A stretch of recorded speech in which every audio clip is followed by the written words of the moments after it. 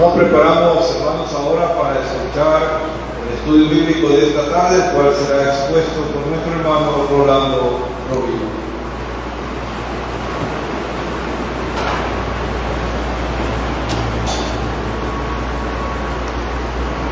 Muy buenas tardes, amados hermanos. Que la bendición de nuestro Dios sea con cada uno de nosotros.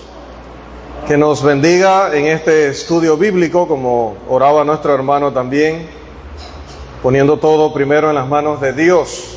Entramos al último capítulo de la epístola a los Filipenses, capítulo 4. Vamos a ubicarnos, por favor, en nuestras Biblias, en ese hermoso capítulo donde vamos a tener un estudio acerca de la unidad, porque en estos 3 versículos Pablo va a presentar una exhortación a que ellos y nosotros mantengamos esa unidad de la que también habló en algunas otras de sus cartas, como estaremos viendo. Vamos a leer, por favor, estos 3 versículos para dar inicio entonces al análisis de esta sección. 4:1 al 3 de Filipenses, por favor. Así que, hermanos míos, amados y deseados, gozo y corona mía, está casi firmes en el Señor, amados. Ruego a Evodia y a ti que sean de un mismo sentir en el Señor. Asimismo te ruego también a ti, compañeros fieles, que ayudes a estos que compartieron juntamente conmigo en el Evangelio, complemente también y los demás colaboradores míos, cuyos nombres están en el libro de la vida. Amén. Gracias, hermano. Seguramente será valioso, será de provecho considerar brevemente la forma en la que Pablo se dirige a los hermanos aquí. Vamos a ver qué palabras utiliza. Les llama hermanos, les llama amados, también dice que son deseados y también dice que son su corona, y se refiere a uno de ellos como compañero fiel. Como es usual, los nombres y las descripciones que utiliza el apóstol denotan tanto la relación tan especial que tenía con ellos, con los hermanos, como también la disposición y esa fuerza para laborar, para trabajar, para colaborar que había en ellos. Amados, el apóstol no solo dice hermanos, sino dice hermanos míos. Durante gran parte de su vida, él consideró únicamente sus hermanos aquellos que eran de su misma nación, que practicaban el judaísmo como él. Pero ahora está en una nueva familia, en la familia de Dios. Y ahora dice, estos son los hermanos míos. ¿Recuerdan cuando llegaron algunos parientes de Jesús a decirle, o algunas personas a las que él estaba enseñando, y le dijeron, tu familia está allá afuera y te busca? Allá están tu madre y tus hermanos. Y la respuesta de Jesús, ¿cuál fue? Y luego, ¿a quiénes señaló? ¿Y por qué eran ellos ahora su madre y sus hermanos? ¿En qué sentido lo eran, dice Jesús? Porque ellos hacían ¿qué? Porque mi madre, mis hermanos son los que hacen la voluntad de mi Padre. Ahora ya había abandonado el judaísmo, así que ya, aunque les llama hermanos, no deja de llamarles hermanos en sus cartas, pues el énfasis especial está en los hijos de Dios, ahora en la iglesia. Dice que los ama, como ya sabemos que tanto el apóstol Pablo estaba dispuesto a hacer por ellos. Segunda de Corintios 12:15.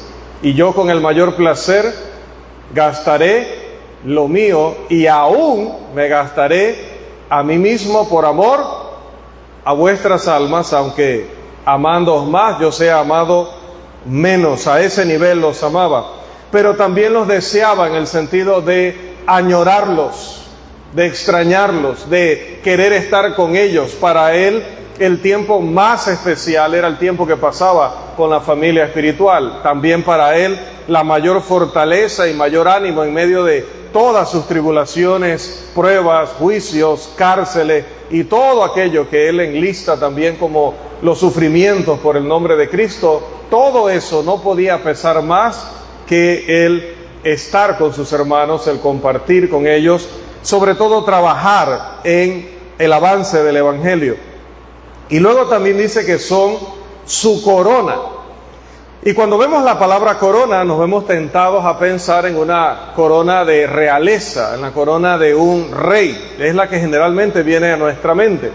Pero el apóstol utiliza un término aquí en el original que tiene que ver, y en el contexto, con este tipo de corona, que era una corona de victoria, una corona que se utilizaba mucho en el deporte, por dar un ejemplo de que él utilizó anteriormente, hablando acerca de ir hacia el premio, de ir en la carrera. Bueno, el que participaba de esos juegos trataba de llegar a la meta para poder alcanzar esa preciada corona que lo colocaba como el vencedor. Dice el apóstol que en medio de sus luchas, en esa carrera, en ese esfuerzo que él estaba haciendo día a día, pues ellos eran su corona.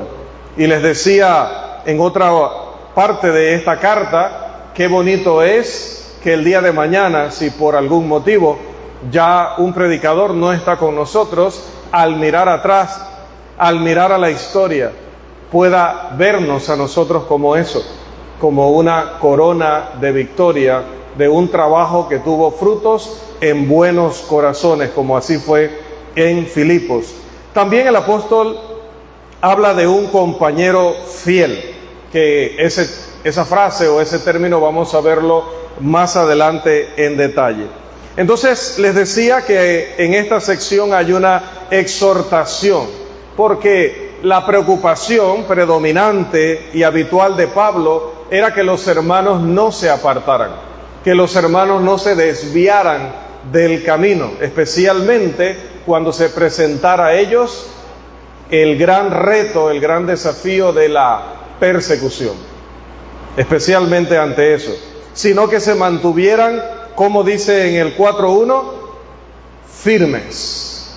Estad así firmes en el Señor. Y estar firmes en el Señor es estar firmes en la verdad, es resistir la prueba para mantenerse, como decía él, queriendo agradar a aquel que nos ha puesto en esta carrera. El versículo 1 probablemente se relaciona más en esto de que se mantengan así firmes en el Señor con lo que dijo anteriormente que con lo que está a punto de decir. Porque recordemos que en el capítulo 3 él recién había advertido acerca de los falsos maestros, los enemigos de la cruz de Cristo, versículos 17 y 18 del capítulo 3. Y les ha recordado en los últimos que estuvimos viendo la semana pasada, sobre qué cosa. Habló de lo negativo que eran los falsos maestros, pero terminó el capítulo hablándole de lo más positivo y lo más maravilloso. ¿Qué era eso? ¿De qué era? La ciudadanía. Pero hay una palabrita que falta ahí, hermano Juan, para terminar de dar la respuesta. Nos habló de la ciudadanía en los cielos o la ciudadanía celestial, porque hay muchos tipos de ciudadanía, pero ninguna como esa. Entonces, si hay peligros de que falsos hermanos nos puedan hacer apostatar, intenten que perdamos la salvación. Pero por otro lado hay un gran premio, el premio del supremo llamamiento delante nuestro, y no tiene igual, no tiene comparación. Entonces, y si hay una promesa también allí en los últimos versículos, ¿cuál era la promesa? ¿Cuál era? Versículos 20 y 21, ¿cuál era la promesa? Primero hablamos de la ciudadanía celestial, luego, a ver, si no, no podemos avanzar, necesitamos aprender bien para poder avanzar. ¿Cuál era la gran promesa del versículo 21?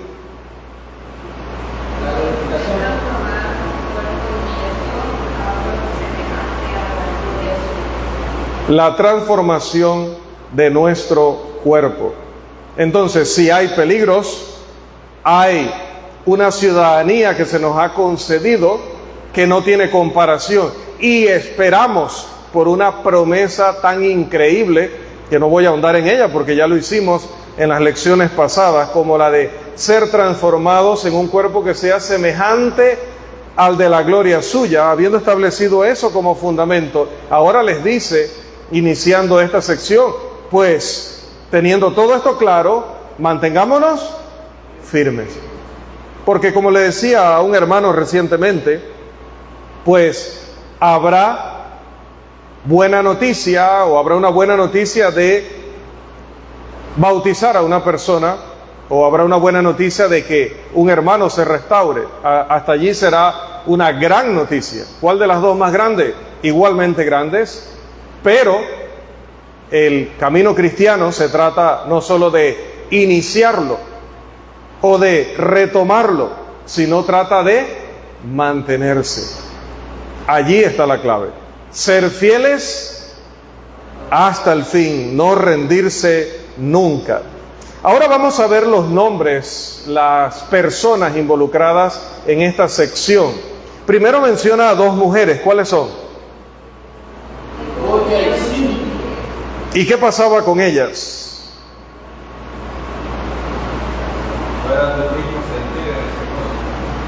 Tenían problemas.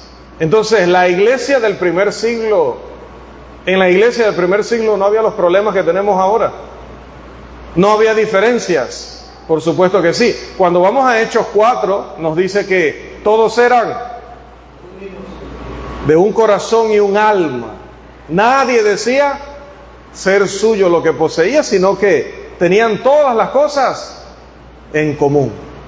Pero hermanos, donde hay asociación, relación personal, en algún momento es inevitable que surjan los conflictos. Es imposible. Por lo tanto, usted no debe asustarse, no debe desanimarse, porque esto es parte de la naturaleza humana. No todo el tiempo estaremos de buen humor, no todo el tiempo estaremos de acuerdo en cosas personales, incluso en la manera de hacer el trabajo. El libro de Hechos nos habla acerca de una gran controversia que hubo entre dos grandes predicadores del Evangelio. Una gran controversia, porque iban a emprender un viaje para seguir sembrando la semilla de Dios, pero uno quería llevar a un familiar como colaborador y el otro no le pareció eso. ¿Recuerdan esos dos personajes? Uno era el apóstol Pablo y el otro era Bernabé. Y al final no se pusieron de acuerdo y tuvieron cada uno que emprender un viaje en diferente dirección al otro. Pero en el caso de Evodia y Síntique, el apóstol Pablo las exhorta a la reconciliación. Por lo tanto, no era simplemente un desacuerdo sobre cómo hacer el trabajo. No era un desacuerdo sobre con quién hacer equipo. Que esas cosas, pues, pueda haber esa libertad de, bueno, hágalo a su manera. La iglesia en Santiago está trabajando ahora con la predicación en el evangelismo cada 15 días, o un sábado sí, un sábado no, aproximadamente, ¿no? Pero luego otro piensa que puede hacerlo, o en otro lugar se piensa que se puede hacer todos los días. Esos son desacuerdos sobre trabajo. Tendremos de esos o desacuerdos personales, pero lo que pasaba entre ellas era serio. Era tan serio que el apóstol decidió escribirlo en un libro inspirado que se leería para toda la posteridad. Hermanos, no era bueno tener este tipo de problemas en el primer siglo, porque usted iba a quedar, como dicen por allí en algún programa, retratado para la posteridad. Ya nos enteramos todos por más de 2000 años que ellas tuvieron algún problema. ¿Cuál? Definitivamente que no sabemos cuál era, pero Pablo, al tratar con este asunto, las trata ambas de manera similar. Aunque no sabemos cuál era la situación, Pablo dice que ambas eran grandes servidoras de Dios, eran muy buenas cristianas, eran colaboradoras en la obra. Por lo tanto, era una pérdida no solo para ellas en lo personal que tuvieran este tipo de problemas, sino que esto, ¿qué iba a hacer seguramente? Iba a impactar la obra de la iglesia. Razón por la cual el apóstol se ve en la necesidad, y el Espíritu Santo también le permite tratar este asunto para que nos quedara de ejemplo a todos los creyentes en el futuro. No podemos decir, eso es un problema entre la hermana Mayriel y yo, ustedes no se metan.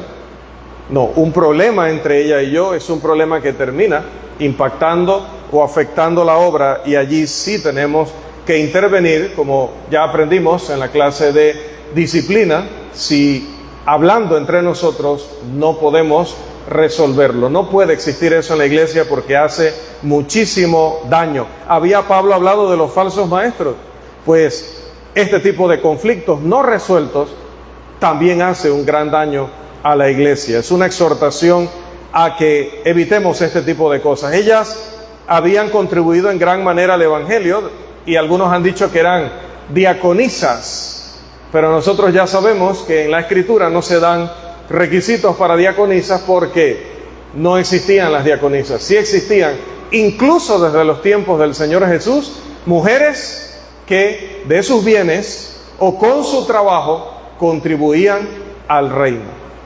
Entonces, las mujeres en la iglesia no son simplemente para estar sentadas recibiendo órdenes, para estar en silencio.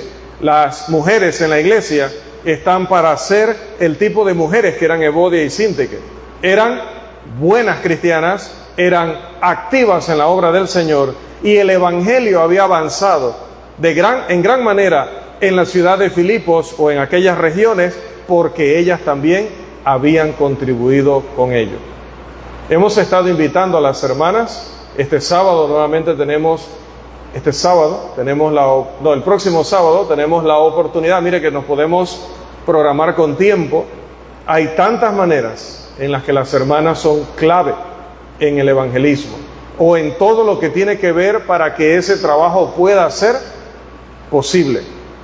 También hacemos visitas a hermanos para animarles, pero si solamente vieran a los varones, no se podría decir que la iglesia se está acercando a ellos para animarles. Hermanos, o hermanas más bien, les animo a que dentro de lo negativo que se está mencionando aquí, no nos concentremos en ello, sino en la parte de estas mujeres eran tan importantes en la obra que Pablo consideró que era necesario en esta carta zanjar este asunto o resolver este asunto para siempre. Resolvamos lo que tengamos que resolver para no afectar la obra de Dios. Pablo probablemente se enteró de las diferencias que ellas tenían a través de Epafrodito, que era quien le había llevado información acerca de los hermanos y también las dádivas de ellos, lo cual nos hace ver que era totalmente válido que en una situación donde la gente no se pueda poner de acuerdo, tienen que intervenir hermanos sabios de la congregación, en este caso Pablo, el apóstol. Hoy nosotros tenemos que también echar mano de los hermanos con experiencia y sabios, los ministros que Dios tiene en la congregación, para poder enseñar y para poder orientar, corregir. Y también, además de esto, nosotros debemos ir todavía hoy al apóstol Pablo para resolver estas cosas. Pero ya él no nos va a enviar una carta que diga epístola a la iglesia de Santiago. Tendremos que ir a Filipenses, a Efesios, a Colosenses, a Gálatas, a Corintios, a Romanos, etcétera, para encontrar también la sabiduría de Dios al resolver o al enfrentar estos asuntos. El nombre Síntique a veces se usa, dicen los estudiosos del idioma, como nombre masculino, pero aquí se usa en el nombre en sentido o en género femenino debido a las palabras que lo rodean. Así que eran definitivamente dos hermanas. Dice que Evodia puede significar fragancia, pero algunos piensan que el significado más cercano para la época en la que Pablo escribe sería viaje próspero. También agregan otros que significa relación agradable o buena suerte. Qué nombre más hermoso. Por donde quiera que usted lo mire, todas sus descripciones son hermosas. Luego se menciona un Clemente, versículo 3. Y cuando vamos a la historia de la iglesia, encontramos que hay un tal Clemente de Roma, muy famoso para el que estudia todos los libros y documentos relacionados con los primeros siglos de la iglesia en general. Digo la iglesia en general, no necesariamente la iglesia de Cristo. Pero definitivamente que no hay apoyo histórico para decir que este Clemente de Filipenses 4:3 es exactamente el Clemente histórico o de Roma. No sabemos, no lo sabemos, y en lo que no sabemos no nos podemos meter. Ahora, afirmar nada. También habla acerca de un compañero fiel. Dice versículo 3 al inicio: asimismo te ruego también a ti, compañero fiel. La versión Reina Valera y la versión La Biblia de las Américas traducen aquí como compañero fiel.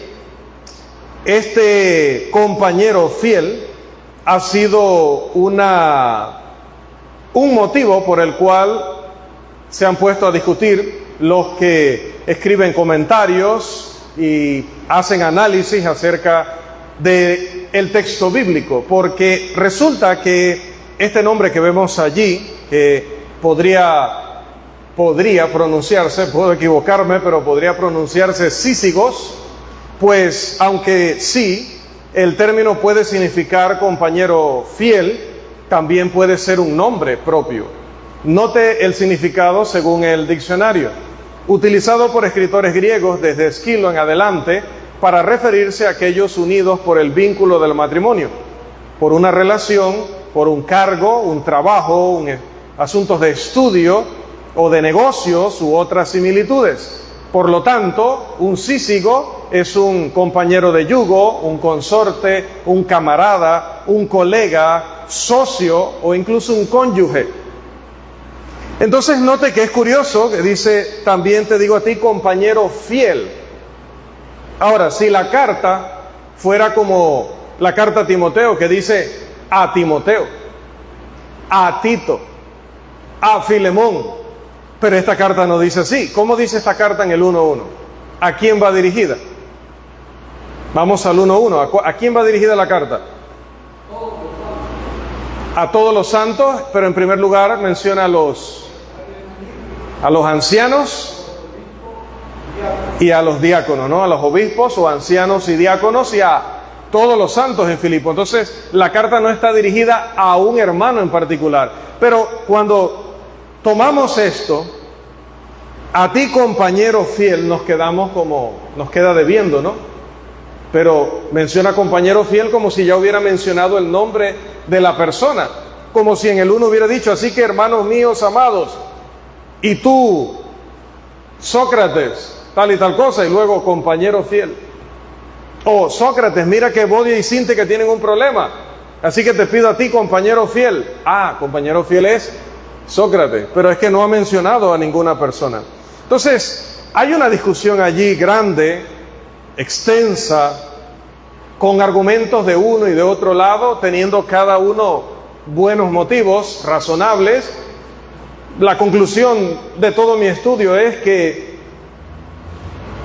no podemos definir si era un nombre propio o era simplemente una descripción.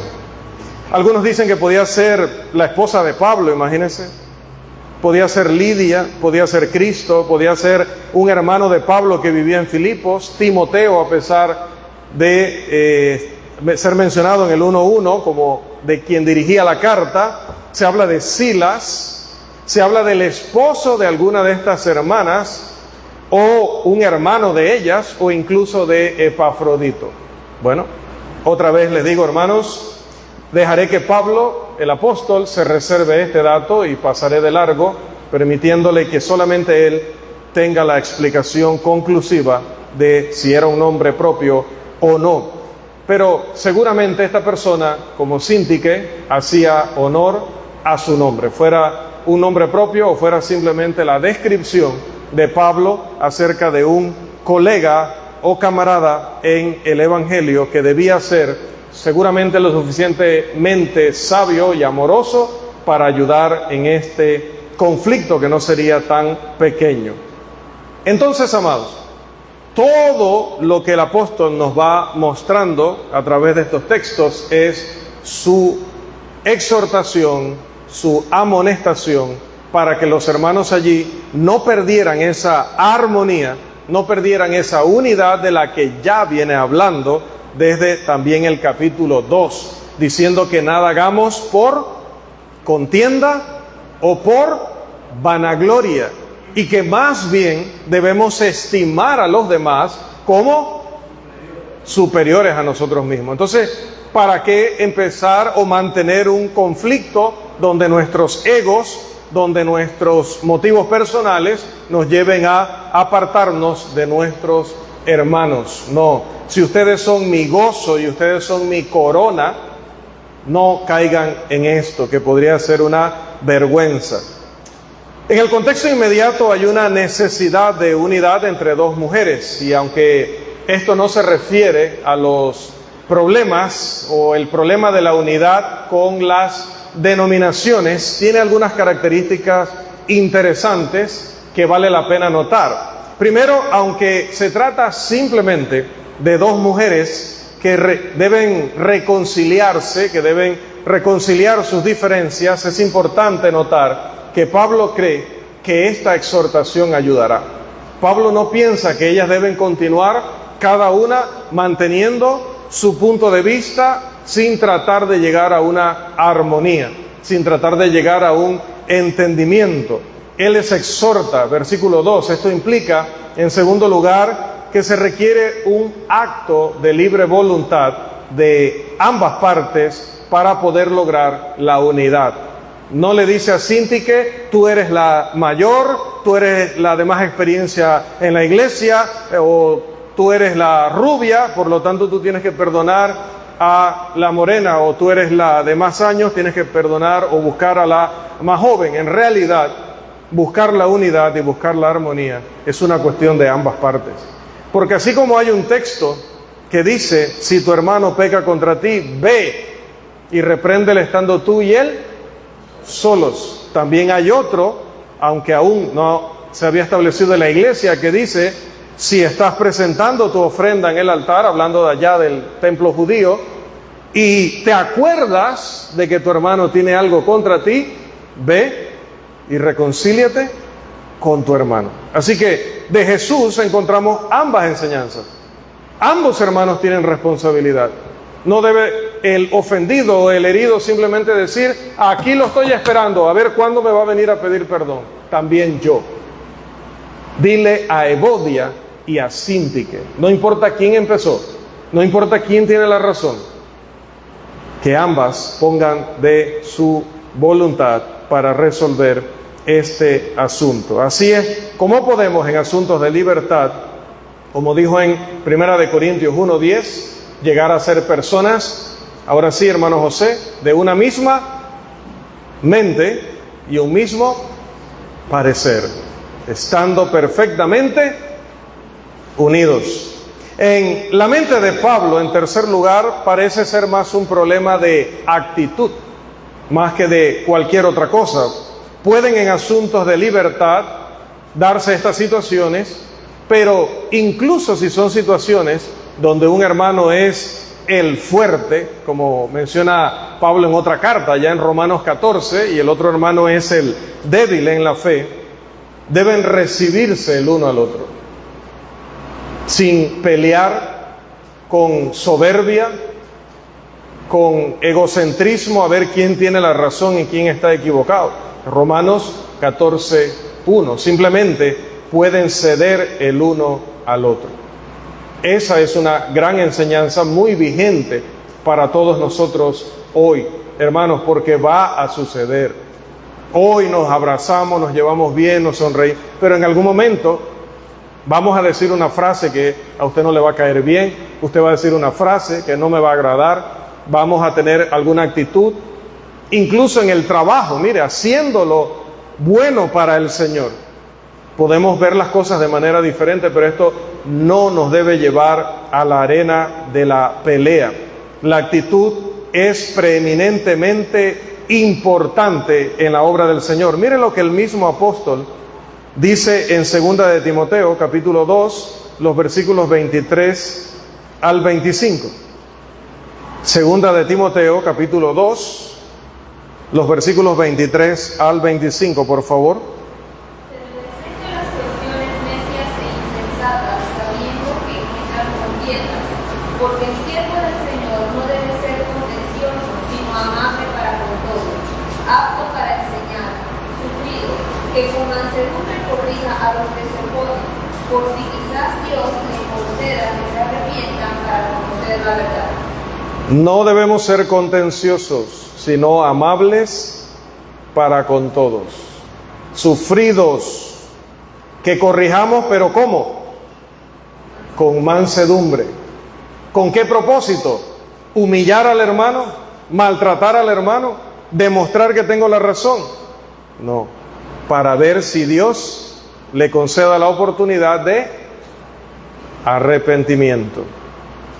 En la misma carta Pablo dice, en Filipenses capítulo 2, versículos 2 al 4. Filipenses 2, 2 al 4, por favor.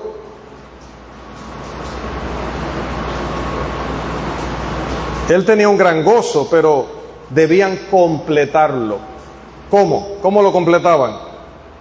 Completad mi gozo sintiendo lo mismo, teniendo el mismo amor, unánimes, sintiendo una misma cosa. Nada hagáis por contienda o por vanagloria, antes bien con humildad, estimando cada uno a los demás como superiores a él mismo, no mirando cada uno por lo suyo propio, sino cada cual también por lo de los otros. Esto es paralelo a lo que el apóstol dijo a los colosenses en el capítulo 3, los versículos 12 y 13. Filipenses 3, los versículos 12 y 13, por favor. Vestidos pues como escogidos de Dios, santos y amados, de entrañable misericordia, de benignidad, de humildad, de mansedumbre y de paciencia, soportando unos a otros, perdonándonos unos a otros.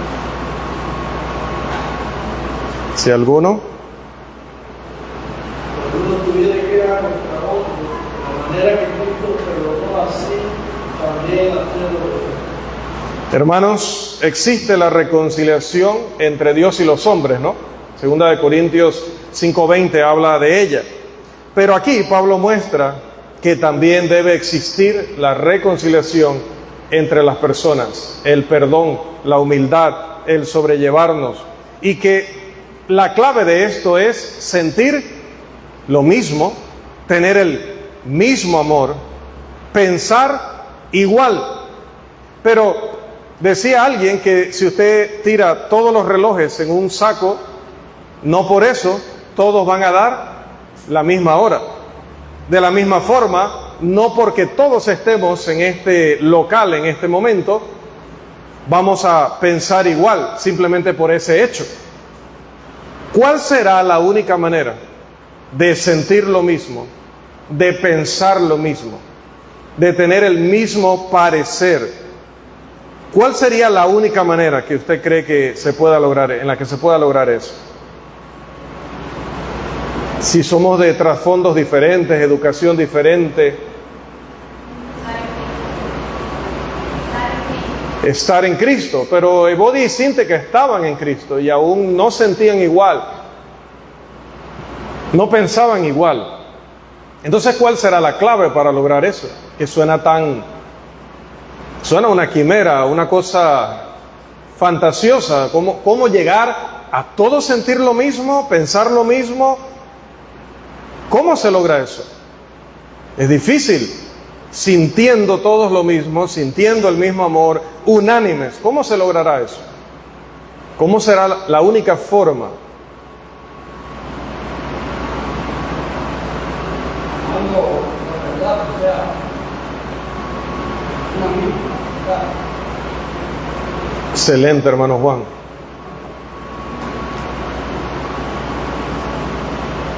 Solamente así.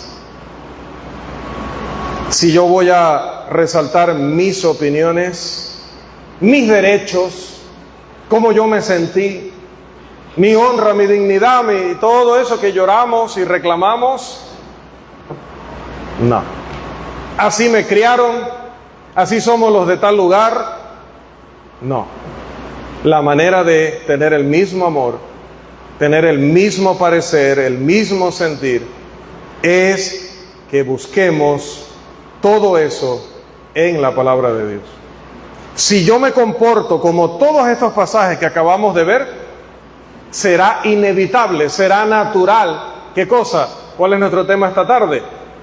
La unidad. La unidad.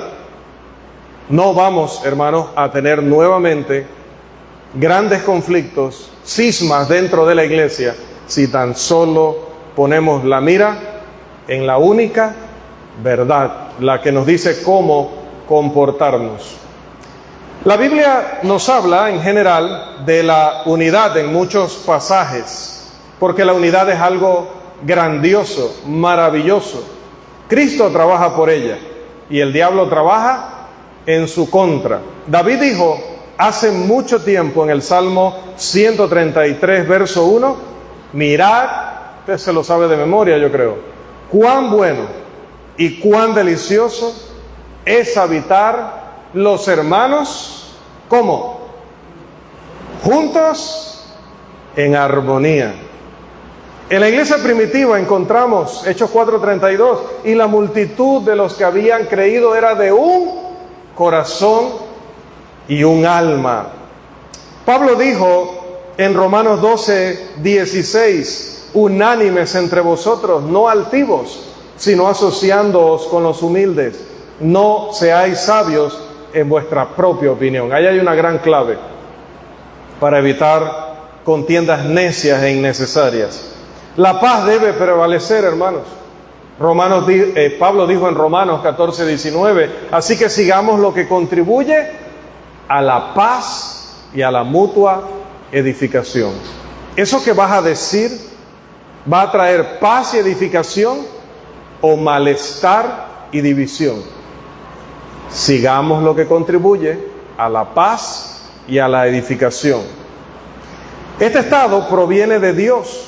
Por eso también en esa misma carta, Romanos, pero en el capítulo 15, versículo 5, Pablo va a decir, pero el Dios de la paciencia y de la consolación os dé entre vosotros un mismo sentir según Cristo Jesús. Pero no nos los va a dar milagrosamente. No, Señor, dame paciencia. Señor, quiero un mismo sentir en Cristo Jesús. No, lo primero es que debo estar en la iglesia. Todavía, hermanos, tenemos familia espiritual que no está dispuesta, que no está lista para, o no se siente lista para regresar a casa. ¿Pero por qué? Porque están allá afuera pidiéndole a Dios, dame, Señor, la paciencia, dame la mansedumbre, dame la capacidad de regresar a ese lugar a poder sobrellevar a los hermanos. No sé si agregan y que me sobrelleven a mí con mis cosas, porque todos tenemos nuestras cosas, ¿no? Pero eso no le va a llegar milagrosamente, porque esto se obtiene ¿dónde? En Cristo Jesús. ¿Y dónde es en Cristo Jesús?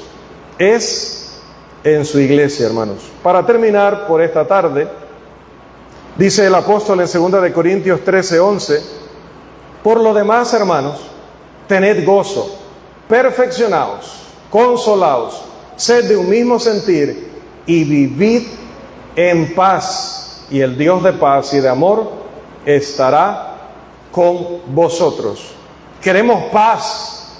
Queremos esa paz que da Cristo y que el mundo no puede dar. Comencemos nosotros viviendo en paz, en armonía, buscando, procurando, manteniéndonos en la unidad como la enseña la Escritura. Que el Dios Todopoderoso nos siga bendiciendo.